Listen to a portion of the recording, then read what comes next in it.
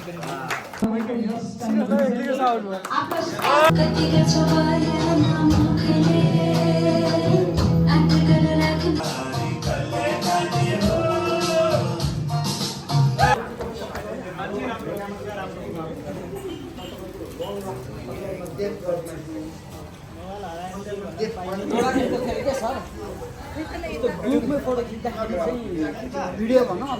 Hello खिच्दाखेरि चाहिँ सबैको नजर चाहिँ एकजनामा पर्दैन के सर सबैमा यो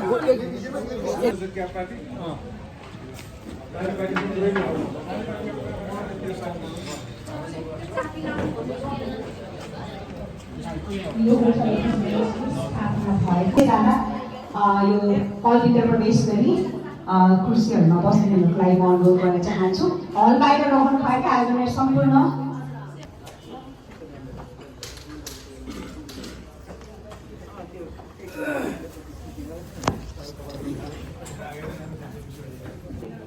सुरु गरौँ। आउँदै हुनुहुन्छ। साथ सहयोग सहकार्यको बलमा आज हामी यहाँ यसरी जम्मा भएका छौँ। यो उत्सव साट्नको लागि यसरी यहाँ भेला भएका छौँ। त्यसैले सुरुवात चाहिँ म एकचोटि हामी जो यहाँ उपस्थित भएका छौँ यो नाम आफैले लगाइदिने भन्नुभएको भएर हाम्रो सम्पूर्ण सहकर्मीज्यूहरूलाई खादा वितरण भइराखेको छ। फेरि पनि यहाँहरू सम्पूर्णलाई धन्यवाद दिँदै शुभकामना व्यक्त गर्न चाहन्छौँ। र अब चाहिँ म कार्यक्रमको उद्घाटनतर्फ लाग्न चाहन्छु। यो चाहिँ थप हामीलाई जिम्मेवारी पनि हो र सँगसँगै चाहिँ अझ हामी राम्रो गर्नुपर्छ। एउटा अगाडि रहेको छोमी, हाम्रो कल्चरमा चाहिँ छोमी भन्छ। आम भाषामा दीप प्रज्वलन गरी आजको यो कार्यक्रमको औपचारिक उद्घाटन गरिदिनका अनुरोध गर्न चाहन्छु। यहाँ सम्पूर्णबाट जोरदार कार्यक्रम सत्यको निकटको ओकालत गर्छौँ, सत्यको ओकालत गरिरहेका छौँ। ओकालतमा यहाँहरू सम्पूर्णको सहयोगले हामीलाई थप मद्दत पुगेको छ। फेरि पनि धन्यवाद दिँदै मन्तव्य रहेको छ र म सुरुवात चाहिँ कार्यक्रम सञ्चालन गरिरहनु भएको छ र यसलाई चाँडै सघाउने भनेर लागिरहनु भएको छ। म धेरै कुराहरू राख्दिनँ। यो विशेष गरी चाहिँ यो टेलिभिजन एचडीको यो जुन आज 7औं वर्ष कम्प्लिट गरेर 8औं वर्षमा प्रवेश गर्न सफल हुनुभएकोमा म हाम्रो यो टेलिभिजनका आदरणीय अध्यक्षज्यू उहाँको मैले धेरै यहाँ भनिरहनुपर्छ, बखान गरिरहनुपर्छ जस्तो लाग्दैन। फर्मल इन्फर्मल कार्यक्रमहरू त चलाएँ, तर टेलिभिजनमै देखिने सोख पनि थियो होइन।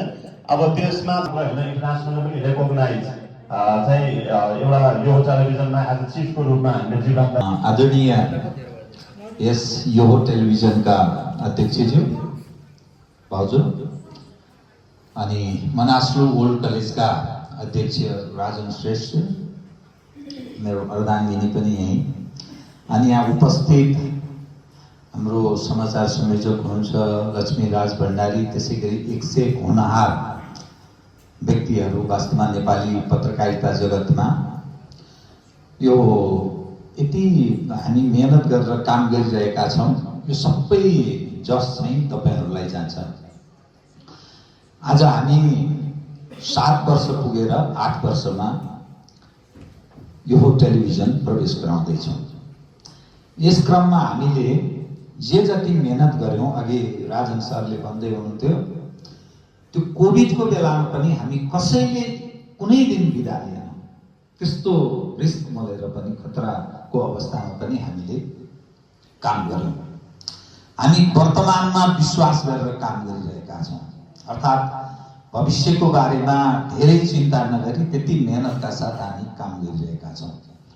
दलमा छना पनि छैन, मेरो तृष्णा पनि होइन राजनीतिको माध्यमबाट गुजारा गर्ने वा कुनै पद प्राप्त गर्ने, त्यो म लेखेरै पनि दिन सक्छु। मेरो तृष्णा पनि छैन। मैले जे जति काम गरेँ टेलिभिजनको दुनियाँमा, म नेपाल टेलिभिजन नेसनल टेलिभिजनको म न्युज चिफ भएर काम गरेँ, सगरमाथा टेलिभिजनमा काम गरेँ, बीचमा खबर हब अनलाइन भन्ने त्यति मेरा लागि त्यति प्रिय भएन, तर त्यहाँ पनि म 1.5 वर्ष सम्पादकको रूपमा रहेर काम गरेँ। त्योभन्दा अगाडि म राजधानी दैनिकको सम्पादक भएर काम गरेँ। स्पेस टाइम दैनिकमा म सहसम्पादकको रूपमा सम्पूर्ण पत्रकार तथा कर्मचारी साथीहरू, विज्ञापनदाता, शुभचिन्तक र हाम्रा समस्त दर्शक महानुभावहरूमा हार्दिक नमस्कार काशीदेवी। सर्वप्रथम यो टेलिभिजन एसडी सफलतापूर्वक 7 वर्ष पुरा गरी 8औं वर्षमा प्रवेश गरेको उपलक्ष्यमा यो खुसीको क्षण साथमा पाउँदा ज्यादै अवसर भएको छु। नेपाली टेलिभिजनहरूको बढ्दो चुनौतीका बीच आम दर्शकको चाहना, आवश्यकता र सामाजिक उत्तरदायित्व बोध गर्दै सशक्त सञ्चार माध्यमको रूपमा स्थापनाको छोटो अवधिमै यो टेलिभिजन जनताको मनमा बस्न सफल भएको छ। यो खुसी हामी सबैको अथक मेहनत र परिश्रमबाट प्राप्त उपलब्धि हो। ढङ्गले प्रस्तुत हुन सफल छ र आज हामी 7 वर्ष पुरा गरी 8औं वर्षमा प्रवेश गरेका छौँ र यो उत्सवलाई थप उल्लासमय पक्कै पनि बनाइराखेका छौँ र यो 7औं वर्ष पुरा गरेर 8औं वर्ष पुगेको अवसरमा हामी यो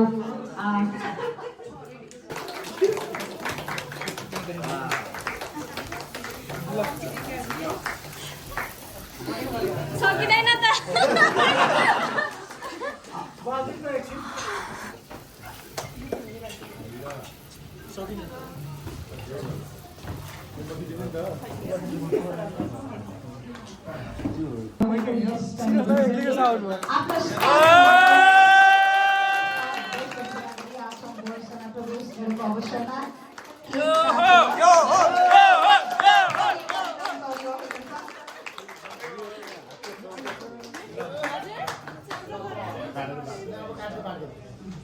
सो यो सँगसँगै आजको लागि मैले अघि पनि भनेको थिएँ सुरुवातमा नै कृपया सबैजना हाम्रो सहकर्मीज्यूहरू सरहरूलाई पनि एकछिन एउटा ग्रुप फोटो, त्यसपछि हाम्रो केक हाम्रो बहिनीहरूले काटेर बाँडिदिनुहुन्छ। केक लिएर बाहिर स्ट्यान्डमा सरी भएर अहिले चाहिँ एउटा ग्रुप फोटोको लागि सबैजना कृपया मञ्चमा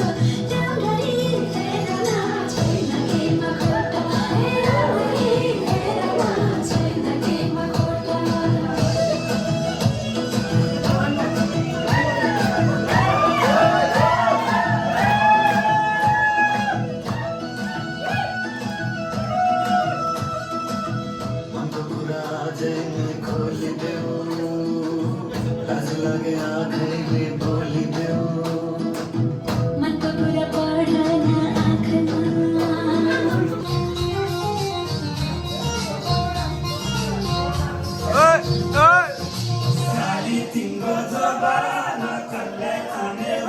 तिम्रो